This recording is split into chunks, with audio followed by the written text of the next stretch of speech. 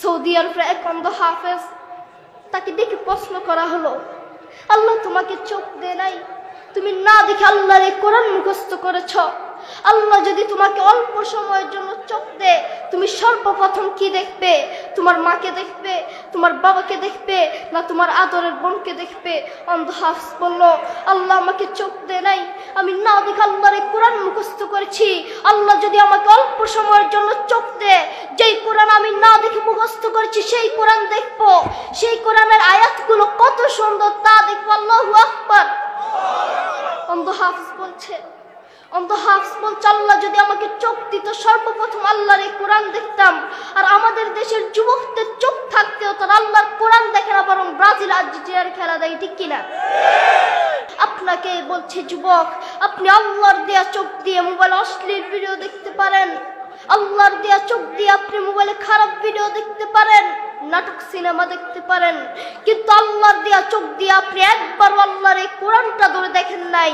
আপনার মতো নাফরমান আসমানের নিচে জমিনের উপর আরেকজন হতে পারে না, ঠিক কিনা?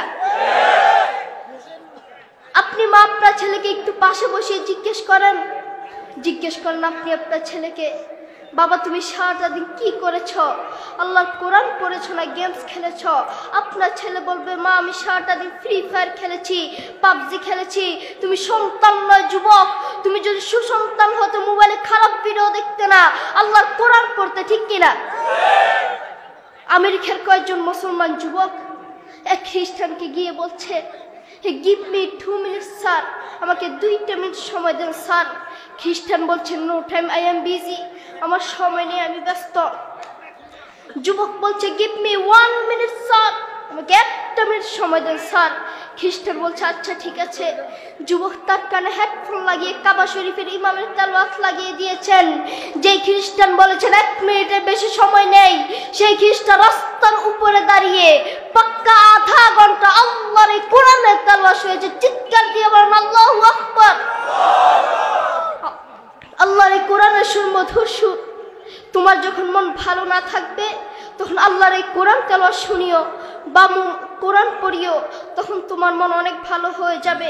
আমি যদি তোমাকে প্রশ্ন করি, আজকে সারাটা দিন ইউটিউব কয়বার দেখেছ? আপনি বলবেন, আজকে সারাটা দিন ইউটিউব 100 বার দেখেছি। আমি যদি তোমাকে প্রশ্ন করি, আজকে সারাদিন মোবাইল কয়বার দেখেছ? আপনি বলবেন, আজকে সারাদিন মোবাইল 200 বার দেখেছি।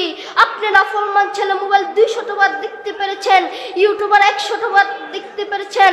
আপনি নাফরমান ছেলে আল্লাহর দেয়া চোখ দিয়ে একবার আল্লাহর এই কোরআনটা ধরে দেখেন নাই। আপনার মতো নাফরমান ছেলে আসমানের নিচে জমিনের উপর আরেকজন হতে পারে না, ঠিক কিনা? কার জন্য নিজের জীবন দিয়ে দিতেছ যুবক? কার জন্য? ব্রাজিল আর্জেন্টিনার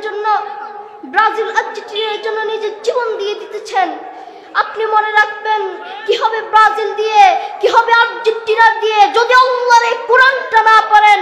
আপনি কার জন্য কাঁদছেন? আপনি সম্পূর্ণ মুসলিমদের জন্য কাঁদছেন, আপনি নাস্তিকদের জন্য কাঁদছেন, আপনি খ্রিস্টানদের জন্য কাঁদছেন, ঠিক কিনা? এই দুনিয়াটাই স্বার্থ, এই সারা দুনিয়াটাই স্বার্থ, এই সারা দুনিয়াটাই ধোঁকা। যেই আল্লাহ তাকে এত আদর যত্ন করে বাঁচিয়ে রেখেছেন, সেই আল্লাহর জন্য কোরআন পড়ে না, সেই আল্লাহকে অপমান করে, সেই আল্লাহর সাথে শিরক করে, সে আল্লাহর গজবে পড়বে, সে জাহান্নামে পড়বে, ঠিক কিনা? তাই আমাদের উচিত ঠিকমতো কোরআন পড়া, কোরআনকে অনুসরণ করা। আল্লাহ তাআলা আমাদের সবাইকে বুঝার তৌফিক দান করুন। ওয়াখির দাওয়ানা আলহামদুলিল্লাহি রাব্বিল আলামিন। ওয়াসসালামু আলাইকুম ওয়া রাহমাতুল্লাহি ওয়া বারাকাতুহু। আমাদের উচিত কোরআন মানা, কোরআনকে অনুসরণ করা, প্রত্যেক দিন কোরআন তেলাওয়াত করা। পৃথিবীর যেখানেই থাকো না কেন, আল্লাহর এই কোরআনকে মানো। এই কোরআন একদিন তোমার কাজে আসবে, ঠিক কিনা?